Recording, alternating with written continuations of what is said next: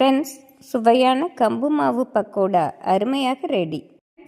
நாம் கம்பு மாவு வைத்து செய்யும் பக்கோடாவிற்கு 1 கப் கம்பு மாவு, 1/4 கப் அரிசி மாவு, 1/4 கப் கடலை மாவு, பொடியாக நறுக்கிய வெங்காயம், பச்சை மிளகாய், கறிவேப்பிலை, சிறிதளவு மல்லி இலை, 1 ஸ்பூன் ஜீரகம், 1/2 ஸ்பூன் சோம்பு, 1/4 ஸ்பூன் பெருங்காயத்தூள், தேவையான அளவு உப்பு. ஃப்ரெண்ட்ஸ், இவை அனைத்தையும் நாம் நன்றாக மிக்ஸ் செய்து எடுத்துவிடலாம். நாம் நறுக்கிய வெங்காயம், பச்சை மிளகாய், கருவேப்பிலையுடன் சோம்பு, ஜீரகம், பொடியாக நறுக்கிய மல்லி இலை, 1/2 ஸ்பூன் தனி வத்தல் பொடி, அனைத்தையும் நாம் நன்றாக மிக்ஸ் செய்து வைத்துவிடலாம். அனைத்தையும் மிக்ஸ் செய்து 10 நிமிடம் வைத்துவிடலாம். நாம் கம்பு மாவு பக்கோடா செய்வதற்கு கம்பு மாவை சேர்த்து விடலாம். ஃப்ரெண்ட்ஸ், கடைகளில் ரெடிமேடாக கம்பு மாவு கிடைக்கிறது. நாம் அதை வாங்கியே உபயோகப்படுத்திக் கொள்ளலாம்.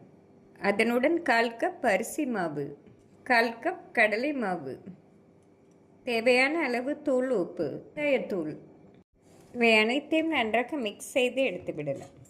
அனைத்து மாவையும் இப்படி நன்றாக மிக்ஸ் செய்த பின் இதனுடன் 1 ஸ்பூன் ஆயில் சேர்த்து விடலாம். நாம் ரீஃபைண்ட் ஆயில் சேர்த்து நன்றாக மிக்ஸ் செய்து விடலாம். நாம் எண்ணெய் சேர்த்து மிக்ஸ் செய்வதால் பக்கோடா மிக கிறிஸ்பியாக வரும். இதனுடன் ஊற வைத்த வெங்காயம், பச்சை மிளகாயை சேர்த்து விடலாம். வெங்காயத்திலே தண்ணீர் சத்து இருப்பதால் நாம் தண்ணீர் சேர்க்க தேவையில்லை. வெங்காயம் சேர்த்து நன்றாக மிக்ஸ் செய்து நாம் தேவைப்பட்டால் தண்ணீர் சிறிது தெளித்து விடலாம். நாம் மிக குறைவாக தண்ணீர் தெளித்து பிசைந்து விடலாம். இந்த அளவு தளர்வாக நாம் பிசைந்து விடலாம். நாம் கேப்பை பக்கோடாவில் செய்வது போலவே மாவு ரெடி செய்து விடலாம்.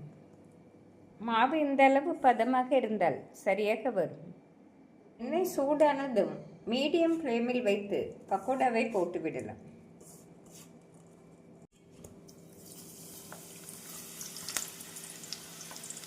நன்றாக மொறுமொறுப்பாக வெந்து வரவும் நாம் எடுத்து விடலாம். ஃப்ரெண்ட்ஸ், பக்கோடா இந்த அளவு பொன்னிறமானதும் நாம் எடுத்து விடலாம். நாம் அனைத்து மாவையும் பொரித்து எடுத்து விடலாம். கம்பு மாவில் அதிக சத்து உள்ளதால் குழந்தைகளுக்கு ஈவினிங் ஸ்நாக்ஸாக கொடுத்தால் மிக ஹெல்த்தியாக இருக்கும்.